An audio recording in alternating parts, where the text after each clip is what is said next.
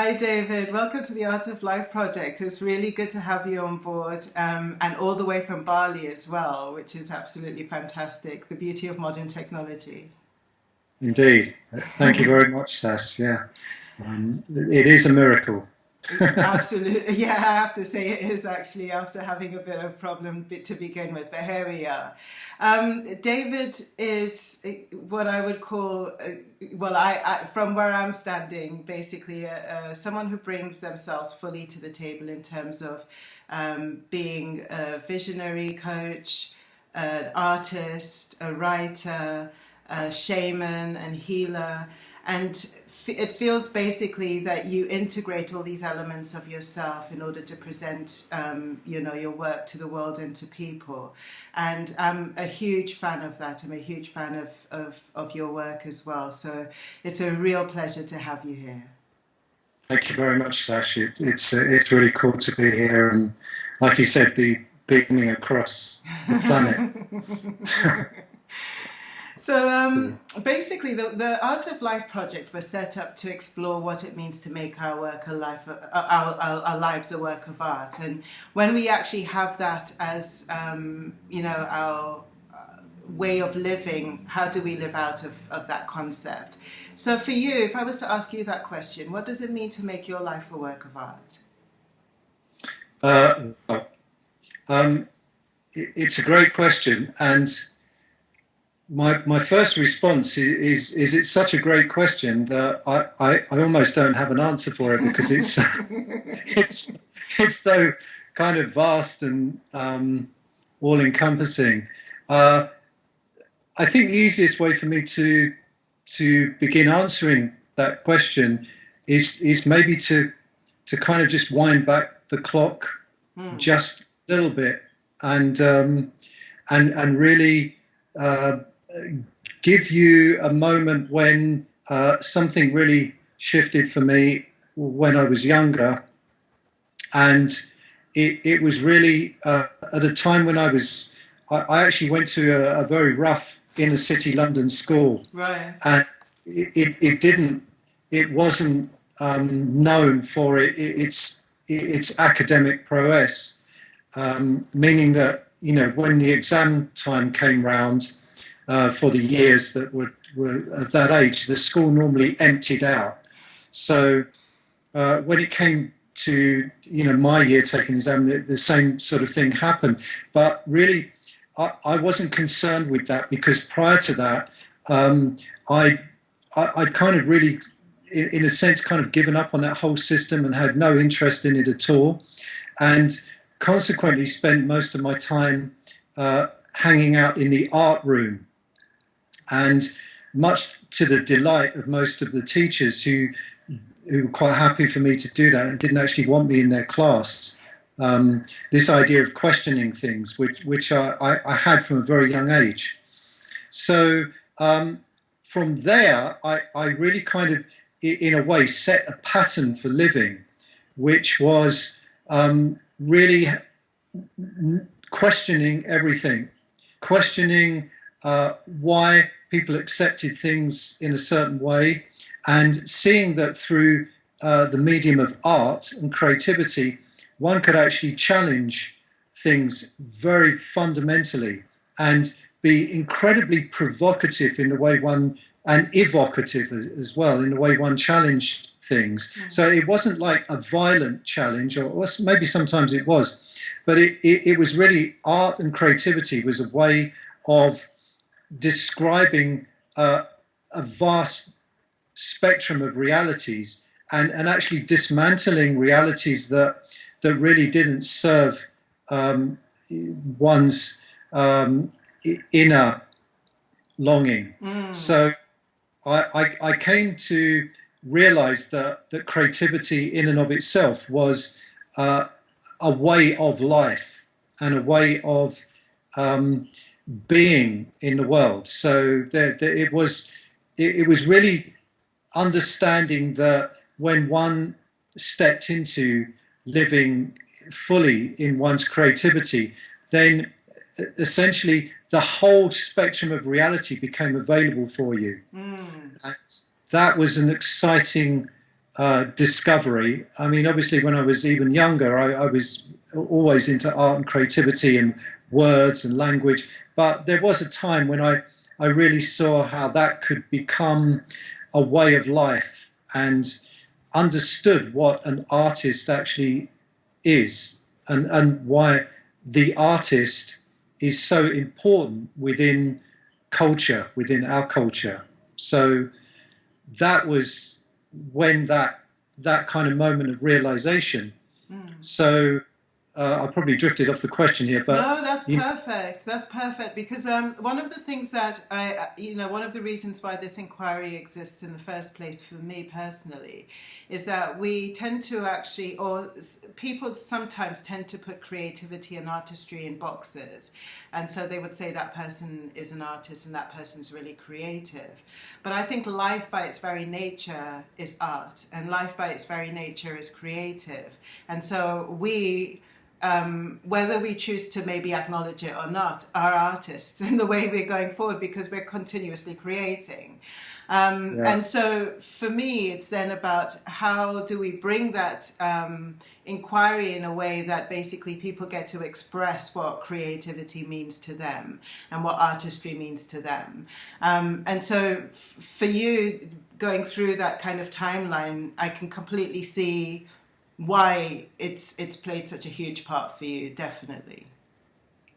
Yeah, cool. And continues, and it feels like continues to play a huge part, because it feels like a lot of the work that you're doing at the moment is really about bringing people to their own creativity and really allowing them to bloom out of themselves through their creativity, basically. Yeah, I mean, it's interesting because, in some ways I find that my life goes round in big, huge circles. And, I kind of, when I originally, I went to art college, and I kind of enjoyed that because it was kind of delaying this whole process of entering the real world, and years of just being free to experiment.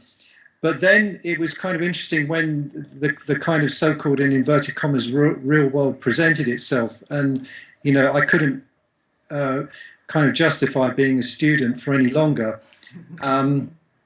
Then stepping into the world of work, and I trained as a graphic designer. So originally as an artist, I went to Goldsmiths College, and I was focused on fine art. But then I realised that there was a limitation to that in that time. I think that's changed now, but I was very interested in how language works and typography and just the structure of language. So I've been through a lot of lives in since all of that, and one of them was a graphic designer, and really looking to produce very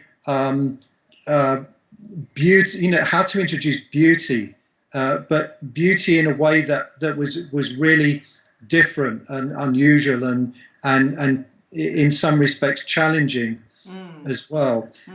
From there, I found, I started my own design and media company, and had a lot of success with that. Worked with some amazing people, and at some point that ceased to stimulate me, and then I kind of threw all that in and went traveling and studied shamanism and yoga and meditation, and went off on a whole different journey. And then another journey became a sort of radical science fiction writer, but writing very trippy science fiction books. And from there, really starting to talk about philosophy and looking at the nature of the questions of how consciousness, how do we know things, what is this thing that we're experiencing. And then within recent years, kind of arced in a huge circle and gone back to being kind of known and sought after as a designer. So it's kind of an interesting see how, I'm sure it's the same for everybody, that people's lives, there's kind of cycles of life. And the cycle that I find myself in now is very much using graphic design and art, the visual art, to describe things, and also a kind of dedication to working with businesses and people that are developing very amazing ideas in the world, and using my skills to help them come and bring their ideas to fruition. So it's just interesting how these cycles of life come round, and like losing interest in things and realizing that's a natural process, and falling into something else, and then that falling away, and then Definitely. so I think life is so much about resonance. That's the thing, isn't it? It's so much about following your resonance, being true to your own resonance. And your resonance takes you to different places. If you're being true to it, you realize when things are fading and something else is pulling or drawing you into a different direction. But the thing that always excites me about this whole journey of life is, for example, with someone like you, who started off very much on a creative stance, a very much artistic stance, and then takes that creativity into the realm of understanding about healing and the mind and energy, basically, and how energy works, and then bringing that back into artistry, but working with quite innovative businesses, because I know you've worked with companies like Virgin and Apple, bringing that, in that part of yourself into, because I don't think basically you can work and leave any part of yourself behind. There is things that's going to filter into what you're doing. And when you're talking about the thing that's filtering in is this wealth of knowledge of energy and healing, and how we can be whole, I think that there's a beautiful rhythm to all of that, basically. yeah, and it's I don't know whether I could be the first person to swear on your show. Sometimes those choices one has to make are frigging difficult, because life is challenging. It really is challenging, and I, having gone down and studied a lot of different paths and practices, I still come back to the notion that a life that's really lived is not an easy life, and there isn't some point that we reach where everything this is my personal experience, where there are moments where everything, or instances, or periods of time where everything seems to flow and fall into place, and then just like any again, this thing of cyclical events, then turbulence, or like riding an aeroplane, it goes through calm times, and then it hits a bit of turbulence, and life really is like that. And sometimes when one is called upon to make choices based on one's creativity and uncompromising one's creativity, there are some very difficult choices to face. And needless to say that one of the difficult choices to face is kind of putting food on the table and paying the bills for one's family. And maybe it's okay when one's kind of like a high plains drifter on when I was kind of a high plains drifter on my own, and just kind of on a wild path. But as things change in one's life, then one's called upon to make choices. But the one choice that I've never really sacrificed is creativity. The choice has always been the creative choice, and facing up to the possible difficulties that may place upon me to do that. So in other words, turning down certain work that I feel isn't in alignment with not maybe it's kind of crazy to say, but the well-being of life and the planet and people and humanity, like refusing to work on wasteful packaging Right. or Yeah. branding project, just stuff like that, where an easier life would be to say yes to it all and watch your bank balance fill up. But there have been times when, it's been a string of no's, and that is really quite difficult sometimes. Not always. It's not difficult to not do the project, but it's difficult to face the consequences of not doing it. Yeah. Yeah, I completely get that. And that kind of like it has been sort of edging into the next question, which is basically, what does it mean to make your work your art? Because I think life to a large extent is beautiful and, has got its incredibly stunning moments. But like you say, it's a balance. And one of the things is, I live near the coast here. And every time I go to the ocean's different. One day it's really calm, really placid, really glassy. One day it's like blue skies and sunny. The next day it's stormy and ragey and like basically everything's lashing in and everything. And life is very much like that. And to a large extent for me, it's always been about a dance. Like, for a fact it's never going to stay the same. For a fact there's always going to be movement. And for a fact that there can be a grace in your movement, even in the most turbulent of challenges, and the chaoticness of like sometimes where the dance can take you into serious chaotic mode. How do you move with it and maintain your integrity, which is what you're talking about there.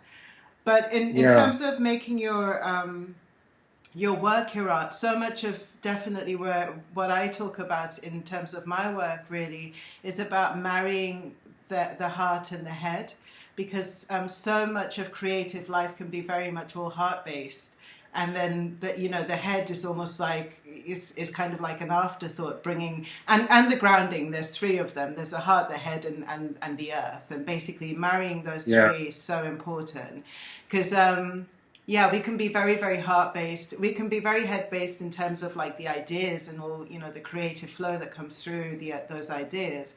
But how do you ground it and root it and make it sustainable and make it real? And I think that's basically what you're talking about now in terms of your work. Yeah. It's... I almost don't know what real is. It's like... because you could even argue against not argue against it, but you could, whatever position one takes, it's good to realize that is just a viewpoint. So, from another what seems like a crazy viewpoint, one might say, well, we don't live long enough lifespans to see the bigger picture of what's taking place. So maybe the earth needs to be filled with plastic in order for something fundamental to happen. We don't know. We just don't know. But I think as a creative person, what in my perspective, my viewpoint, what I'm always looking to do is actually do exactly that: is to challenge viewpoints that are fixed and unyielding in their application. Because in all the things that I've done, I've realized that perhaps one of the things that has served me least in anything that I've done, any work that I've done, is actually the inability to flow into different viewpoints and explore life from a whole range of different perspectives. Now, I remember in a film, I can't even remember what film it was, but I remember the line. It was probably one of those kind of sort of Lionheart films or something ridiculous. But it always struck me is that that the fight against evil becomes evil, and it's like not setting up a fight in things, but when something to me seems to be congruent with the way that life seems to want to present itself. It's like when there is a kind of an alignment with the motion of life, then it seems to me that there's a kind of opening up of a bit like an energy portal, And I don't want to get too spacey with this, but, well, maybe I will. Maybe I will get spacey with it. But, you know, I think Dr. David Hawkins said it he wrote an amazing book called Power versus Force.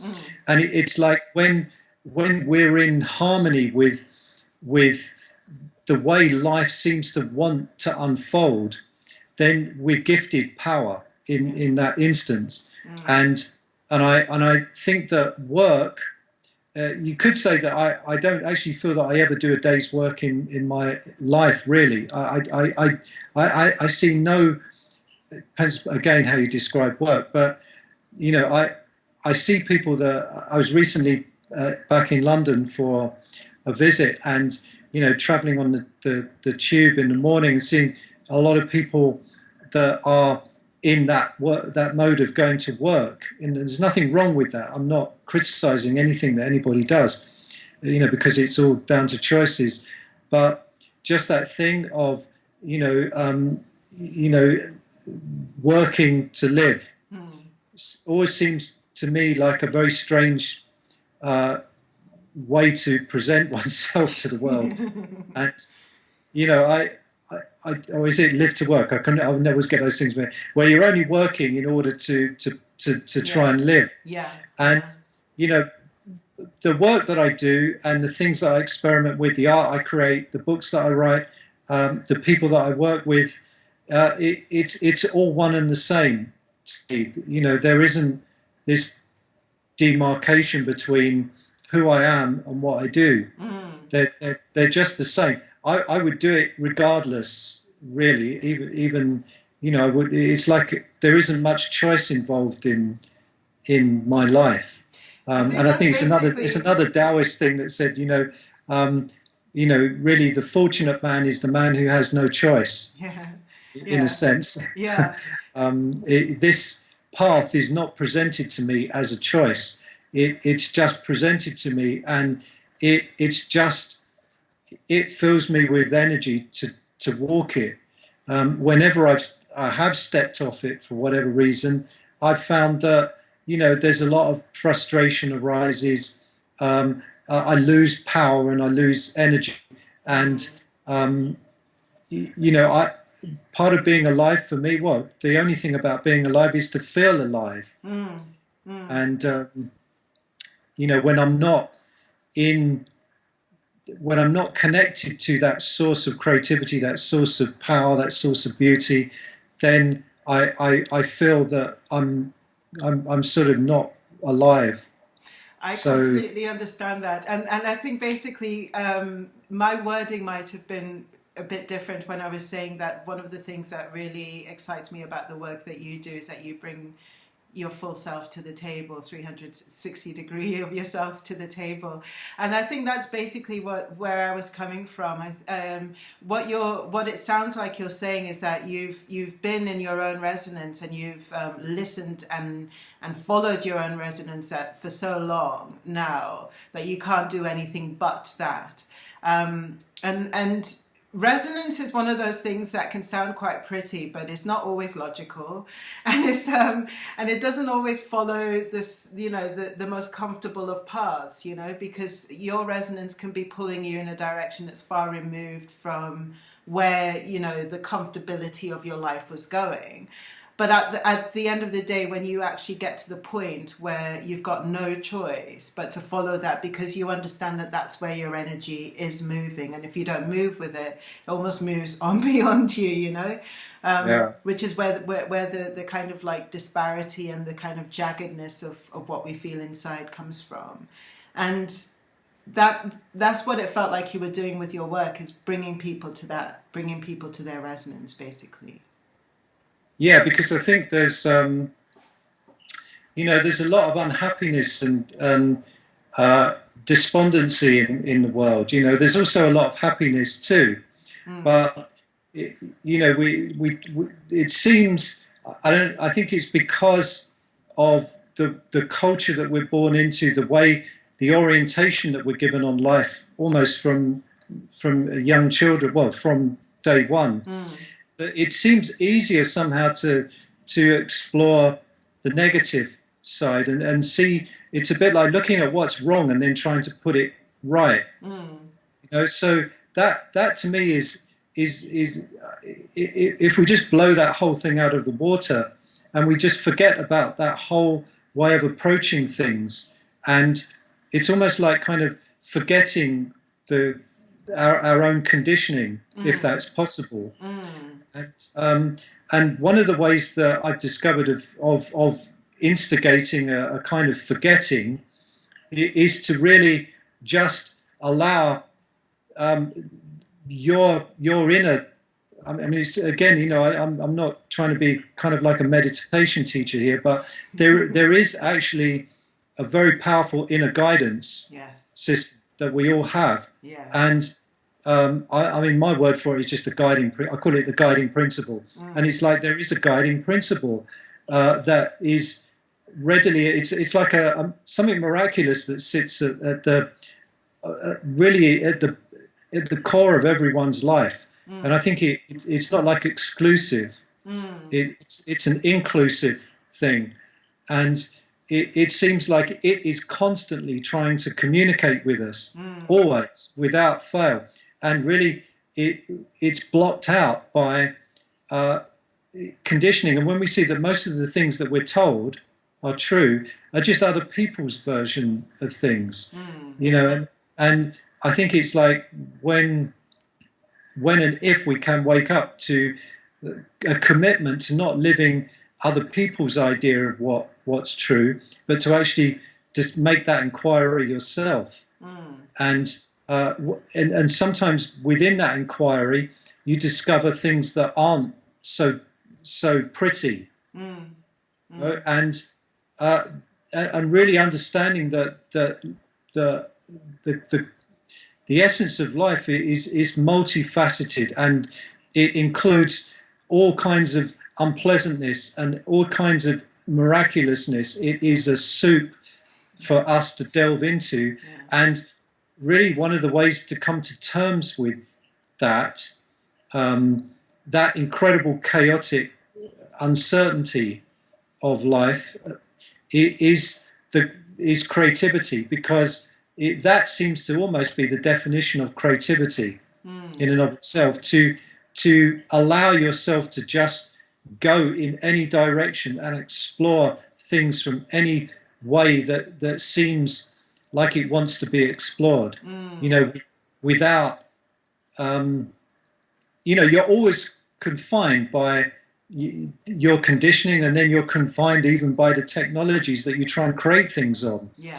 The protocol of working on a computer, then you have to work within certain guidelines that the person who programmed the computer dictates that you have to work in. I.e., we're looking at a screen which is rectangular, and why couldn't a screen be star-shaped or completely amorphous shape?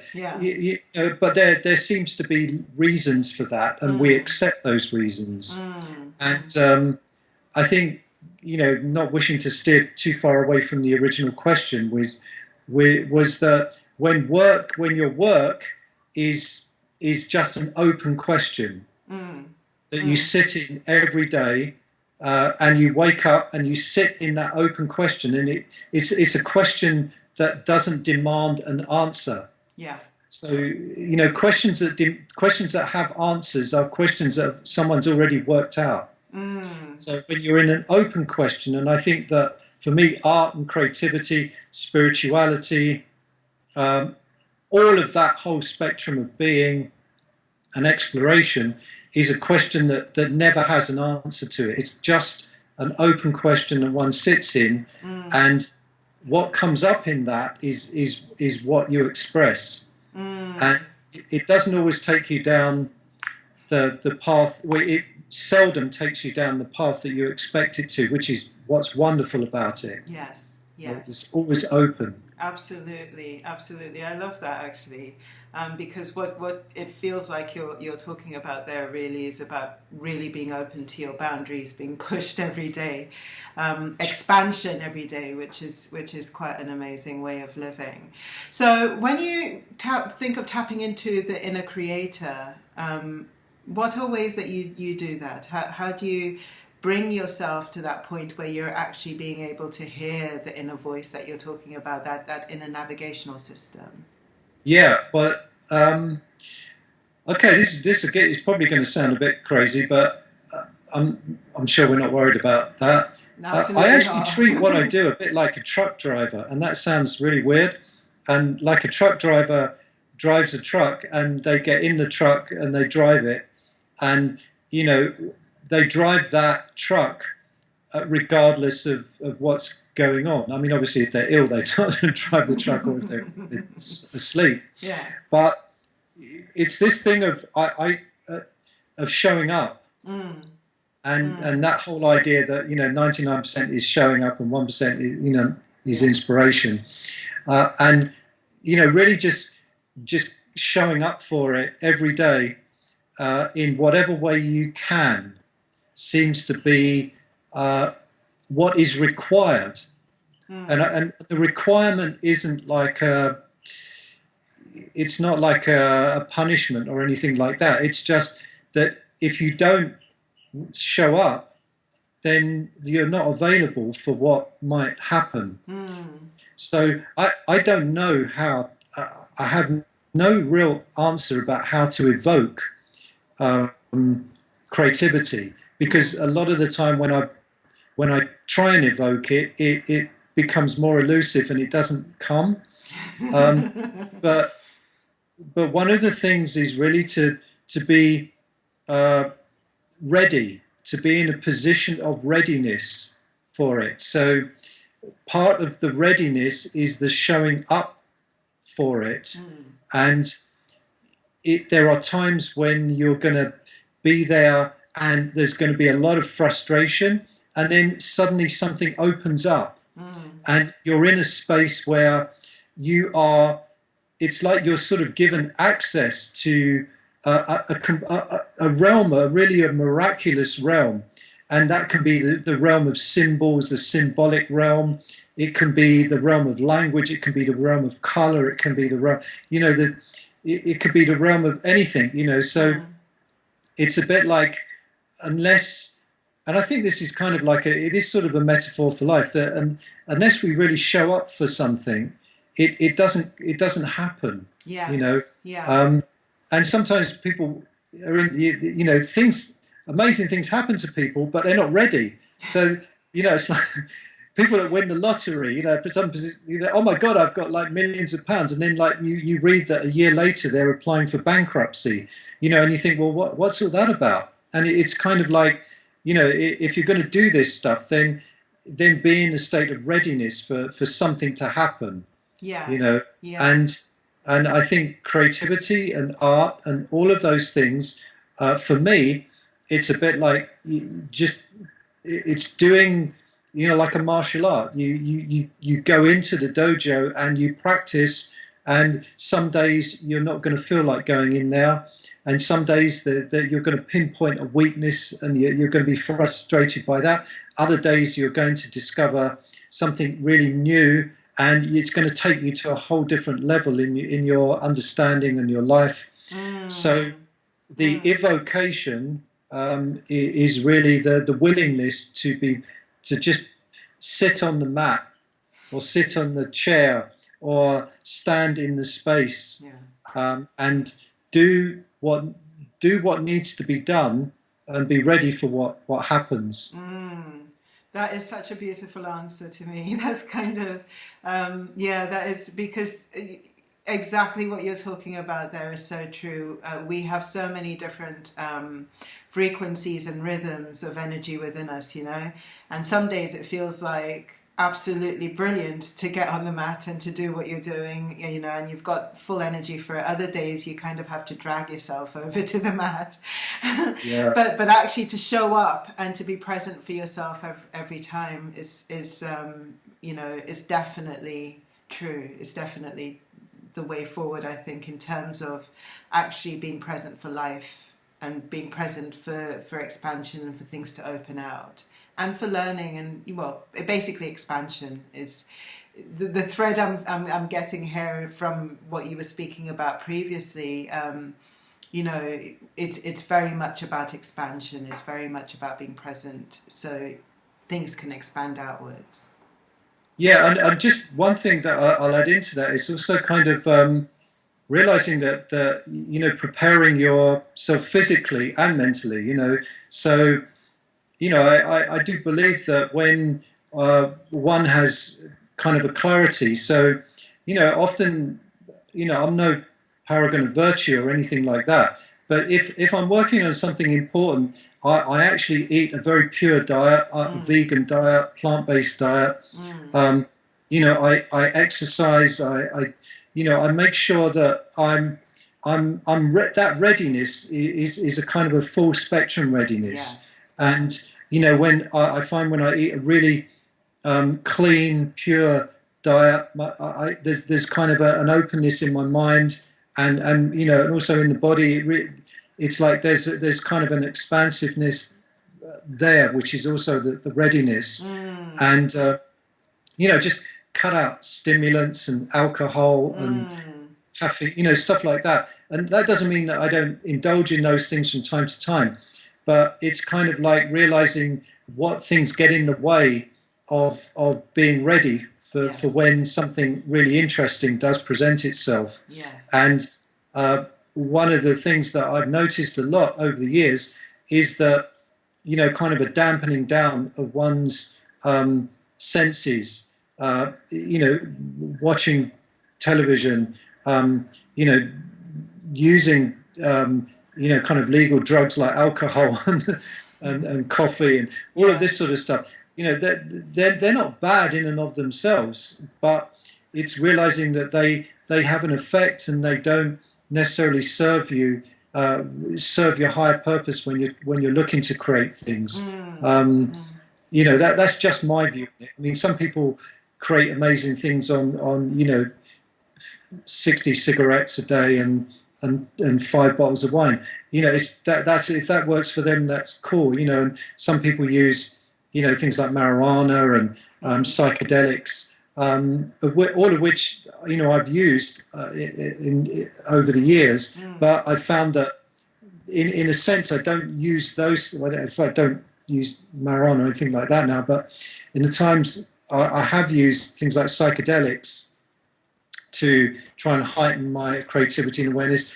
They can do that, but then I find that then there seems to be a kind of dependence on those things to actually bring your creativity on. When I feel that now, when there's kind of just a readiness that's doesn't need all of those other things in order to be there, then I'm probably going on too much. No, I mean, basically, I just thought I'd talk about the body. Yeah, that sort of. What I'm getting a sense of is basically, as human beings, we all have toys, don't we? As kids, we have toys, and we graduate from those toys and move forward and realize that some toys have taught us certain things and have opened our minds up.